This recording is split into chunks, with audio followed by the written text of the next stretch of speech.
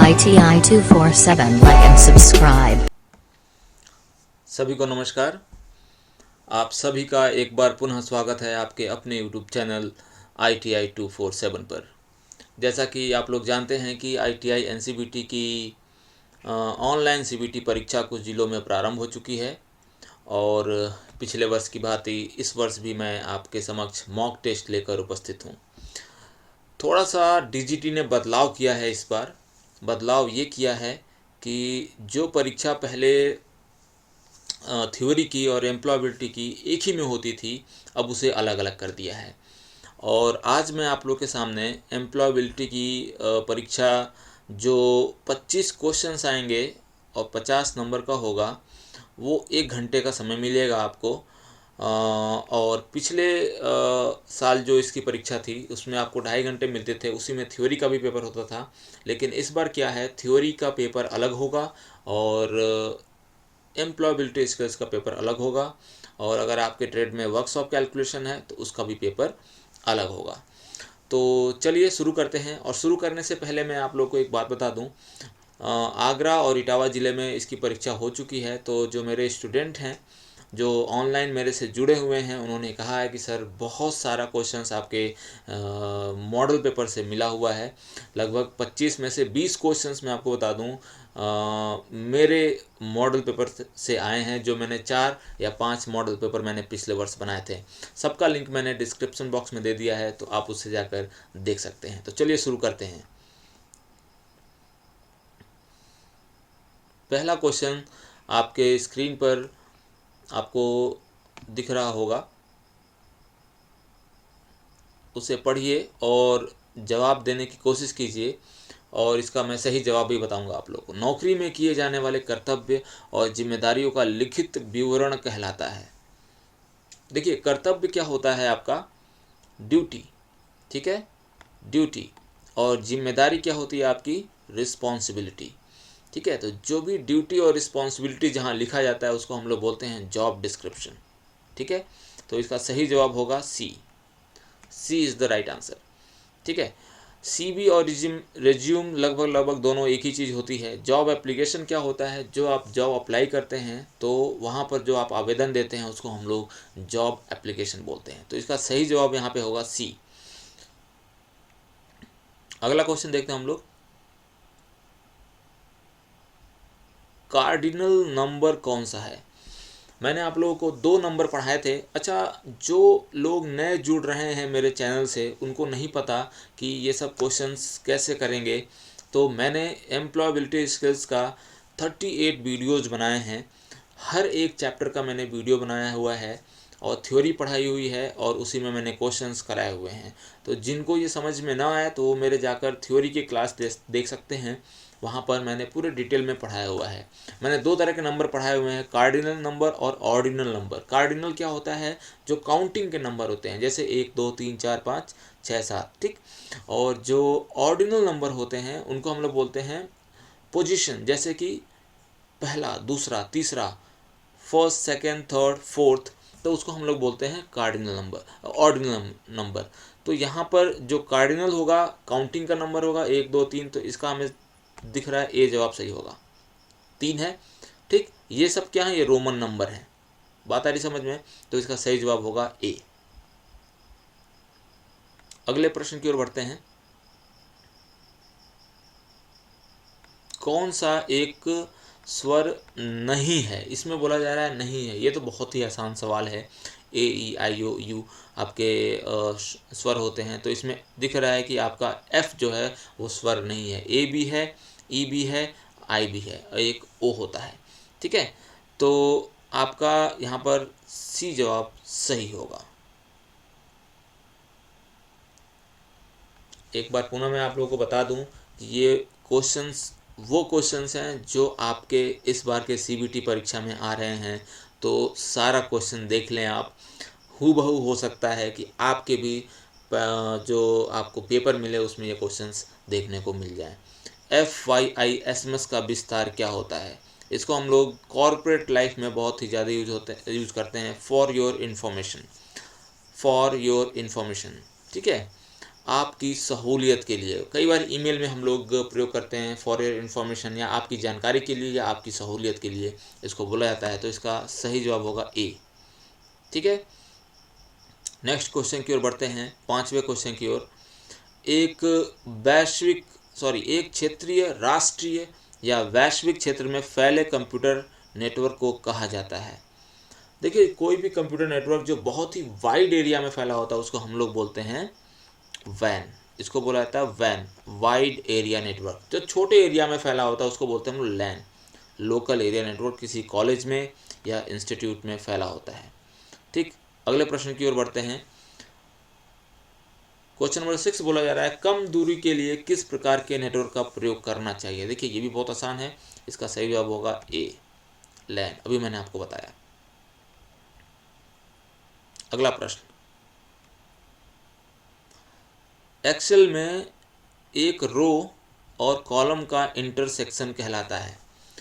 ये तो बड़ा ही सिंपल है। देखिए, मैंने सारे प्रश्न ये डिस्कस किया हुआ है और इसका सही जवाब होगा सेल। इंटरसेक्शन जो होता है, जो एक्सेल में रो और कॉलम का, उसको हम लोग बोलते हैं सेल। ठीक है, नेक्स्ट, सीपीयू का मतलब क्या है। बहुत ही आसान प्रश्न है, इसे तो सभी लोग जानते होंगे, सेंट्रल प्रोसेसिंग यूनिट।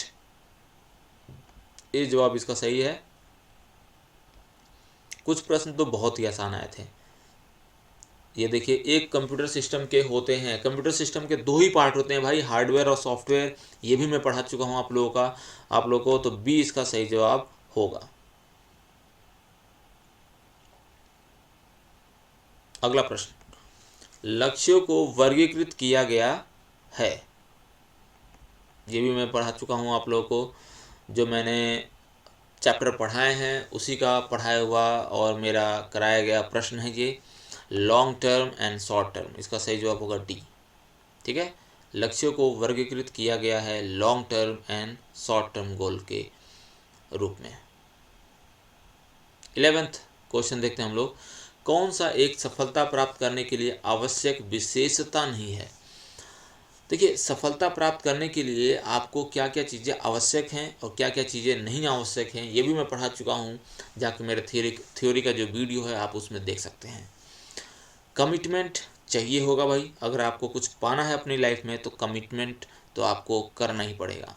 तो ये गलत हो गया। इंटीग्रिटी जो होती है आपकी लॉयल्टी से संबंध रखता है आपका। आप कितने, जैसे किसी ऑर्गेनाइजेशन की इंटीग्रिटी होती है, किसी संस्थान की इंटीग्रिटी होती है। मतलब आप अगर सफल होना चाहते हैं तो आपको अपने एम के प्रति, आपके अपने लक्ष्य के प्रति भी जो इंटीग्रिटी है आपकी, जो लॉयल्टी है, वो आपको वचनबद्ध होना चाहिए। आप उसके प्रति लॉयल होना चाहिए। ठीक है, तो सफलता प्राप्त करने के लिए इंटीग्रिटी की भी ज़रूरत पड़ती है। कॉन्फिडेंस, आत्मविश्वास की भी ज़रूरत पड़ती है। अगर आप आत्मविश्वासी हैं तो ही आप अपने लक्ष्य को प्राप्त कर पाएंगे। अनएथिकल वर्क, अनएथिकल क्या होता है? एथिकल का मतलब पहले समझिए क्या होता है, नैतिक। और अनएथिकल क्या होता है? अनैतिक। अनैतिक काम करके आप कभी भी सफल नहीं हो सकते। तो इसका सही जवाब क्या होगा? डी इसका सही जवाब होगा। मैं आप लोगों को बता दूं, अगर आप लोगों को बहुत सारी चीज़ें समझ में इसमें नहीं आ रही हैं, आप भाई क्वेश्चन देखो और उसको ऑप्शन को अपने दिमाग में बैठा लो समझ के, जैसे मैं आप लोग को समझा रहा हूँ। ठीक, चलिए आगे बढ़ते हैं। आवाज़ की पिच का उठना और गिरना कहलाता है। ये क्वेश्चन नया है लेकिन आप लोग को मैं बता दे रहा हूँ, तो आप लोग इसको अपने दिमाग में बैठा लीजिए। जो आवाज़ का पिच होता है, जैसे मैं बोल रहा हूँ तो कभी तेज़ बोलूँगा, कभी धीरे बोलूँगा। तो जो मेरी पिच है, जो मेरा आवाज़ है, कभी उठ रहा है, कभी गिर रहा है, तो उसको हम लोग बोलते हैं इंटोनेशन। बी समझ लीजिए, इंटोनेशन क्या होता है? आवाज़ का ऊंचा बोलना और आवाज़ का नीचे बोलना, इंटोनेशन बोलते हैं उसे। तो बी ऑप्शन इसका सही होगा। अगला प्रश्न है आपका, माल के उत्पादन में लगे उद्यमों को रूप में जाना जाता है। देखिए, उत्पादन जहाँ शब्द जुड़ जाएगा, प्रोडक्शन, तो कौन से एंटरप्राइजेज होते हैं जो उत्पादन करते हैं, उसको हम लोग बोलते हैं मैन्युफैक्चरिंग एंटरप्राइजेज। जैसे कोई कंपनी मोबाइल बनाती है तो उसको हम लोग मैन्युफैक्चरिंग एंटरप्राइज बोलते हैं। कोई कंपनी कैमरा बनाती है, कोई कंपनी पेंसिल बनाती है, पेन बनाती है, तो उनका उत्पादन होता है वहाँ पे, तो उसको हम लोग बोलते हैं मैन्युफैक्चरर। मैन्युफैक्चरिंग कंपनीज हैं ये। लेकिन जो कंपनी सर्विस देती हैं, जैसे आप रेल यात्रा करते हैं, बस यात्रा करते हैं, हॉस्पिटल में जाते हैं, तो वो सब क्या होते हैं, सर्विस एंटरप्राइज होते हैं। तो ये दो मैंने अंतर आप लोगों को बताया था जब मैं आप लोगों को उद्यमिता पढ़ा रहा था। तो जाकर मेरे वीडियोस देखें और आपको सारी चीज़ें समझ में आ जाएंगी। लेकिन फ़िलहाल के लिए जो मैंने अंतर बताया उसके माध्यम से हमारा यहाँ पे ए जवाब सही होगा। अगला प्रश्न, आर्थिक विकास में उद्यमी की भूमिका होती है। कोई अगर उद्यमी है, एंटरप्रेन्योर है, मैंने बताया था बहुत महत्वपूर्ण चैप्टर है ये, देखिए इससे कितने सारे क्वेश्चन आ गए हैं। कहाँ गया, उद्यमी की भूमिका जो होती है वो बेरोजगारी पैदा नहीं करता है, वो रोजगार देता है। तो ये ऑप्शन तो गलत हो गया। स्थिर जीवन स्तर, ठीक है, ऐसा नहीं है। उद्यमी का जो जीवन होता है वो उसके कर्मों के अनुसार घटता बढ़ता है। अगर वो मेहनती है तो उसका जीवन स्तर बढ़ेगा, ठीक है, और अपने जीवन स्तर के साथ साथ वो और लोगों का भी जीवन स्तर बढ़ाएगा। प्रति व्यक्ति आय में सुधार, ठीक है, तो प्रति व्यक्ति आय के जो सुधार है यही इसका सही जवाब होगा। क्यों? क्योंकि अगर उद्यमी है तो अपने रोजगार के साथ साथ वो 4 लोगों का भी रोजगार देता है, तो वो हर आदमी जो उनसे जुड़े हैं उनके आय में सुधार करता है। ठीक, 15 नंबर का क्वेश्चन है, विदेशी बाजारों तक पहुंच प्राप्त करने और संगठनों के हित को शीघ्रता से बढ़ावा देने के लिए किस दृष्टिकोण का उपयोग किया जाता है? देखिए, ये ज्वाइंट वेंचर इसका सही जवाब है। ज्वाइंट वेंचर क्या होता है, जब आपको अपने देश में किसी विदेशी कंपनी को या विदेशी मार्केट को अपने यहाँ इन्वाइट करना होता है, तो आप ज्वाइंट वेंचर के माध्यम से वहाँ की टेक्नोलॉजी, वहाँ की तकनीक को अपने देश में लाते हैं और प्रोडक्शन करते हैं, और अपने जो संगठन है, जो आपका ऑर्गेनाइजेशन है, उसको अपने देश के साथ साथ विदेशों तक भी पहुँचाते हैं। तो उसको हम लोग ज्वाइंट वेंचर बोलते हैं। ठीक, नेक्स्ट क्वेश्चन देखते हैं हम लोग। 16 कम उत्पादकता के कारण होगा। देखिए, जब अगर प्रोडक्शन कम होगा हमारा तो सकल घरेलू उत्पाद में कमी आएगी। डेफिनेटली मैंने आपको जीडीपी के बारे में पढ़ाया था। जीडीपी मैंने आप लोग को बहुत विस्तृत में पढ़ाया था, तो आप लोग जाकर वहाँ पर देख सकते हैं। जीडीपी जो प्रोडक्शन अगर हमारे देश का घट गया तो जीडीपी हमारी गिर जाएगी। तो प्रति व्यक्ति सकल घरेलू उत्पाद में कमी हो जाएगी अगर कम उत्पादकता होगी तो सी ऑप्शन इसका सही होगा। अगला क्वेश्चन देखते हैं हम लोग। 17 नए उपयोगी उत्पादों में प्रत्यक्ष सामग्री मतलब वेस्टेज, जो हमारा वेस्टेज होता है, अगर हम कोई चीज़ यूज करते हैं, प्लास्टिक है, यूज करके फेंक दिया, का पुनः संस्करण कहलाता है। पुनः संस्करण मतलब रिसाइकिल। तो उसको हम लोग बोलते हैं, अगर हमारा जो नए उपयोगी उत्पादों में, मैंने जब आपको उत्पादकता पढ़ाई है तो उसमें मैंने पढ़ाया ये, अगर कोई वेस्टेज है उसका हम लोग यूज करते हैं, उसको हम लोग बोलते हैं रिसाइकलिंग ऑफ मटेरियल। तो इसका बी ऑप्शन सही होगा। किसी भी वेस्टेज को पुनः यूज में लाना, उसको बोलते हैं हम लोग recycling of material. B option इसका सही होगा। अगला प्रश्न, किस डेसिबल पर ध्वनि खतरनाक ध्वनि बन जाती है? ये तो बहुत ही सरल है, आपको समझना चाहिए। 80 डेसिबल से जो ध्वनि है वो ऊपर की ध्वनि है, तो वो आपके कानों को बहुत चुभती है, तो वो हानिकारक होती है। ठीक है, और जो नॉर्मल ध्वनि की जो रेंज है, जो हम लोग सुनते हैं, वो हमारे कानों को जो स्वीकार्य है वो 20 डेसिबल से लेके 60 डेसिबल जो होता है उसको अच्छा माना जाता है। ठीक है, और 80 डेसिबल से अगर ऊपर है तो बहुत ही खतरनाक होता है, वो आवाज़ तेज होती है, वो आपके कानों को स्वीकार्य नहीं है। नेक्स्ट क्वेश्चन देखते हैं। 19 सजीवों का उनके पर्यावरण के संबंध में अध्ययन कहलाता है। ठीक है, तो ये मैंने तो आपको बताया हुआ है जब मैं आपको पर्यावरण पढ़ा रहा था। बहुत ही आसान इसका जवाब है, इसको बोलते हैं हम लोग पारिस्थितिकी।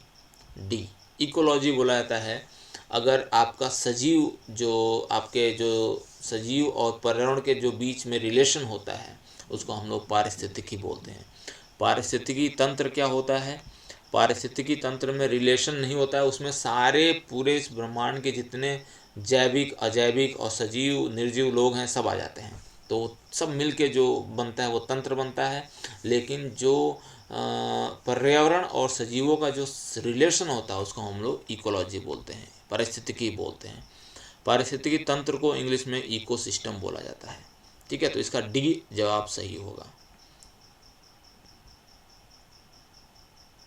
20 ILO का विस्तार क्या है? International Labour Organisation. इसके बारे में भी मैं पढ़ा चुका हूँ आप लोग को, मैं फिर से यहाँ पे नहीं बताऊँगा, जाकर मेरा वीडियो देख लीजिए। इंटरनेशनल लेबर ऑर्गेनाइजेशन, ठीक है, इसका फुल फॉर्म होता है ILO। ये भी इस बार एग्जाम में आया हुआ था, CBT। ये तो मेरा करवाया हुआ क्वेश्चन है। फिश बोन चार्ट को किस रूप में जाना जाता है?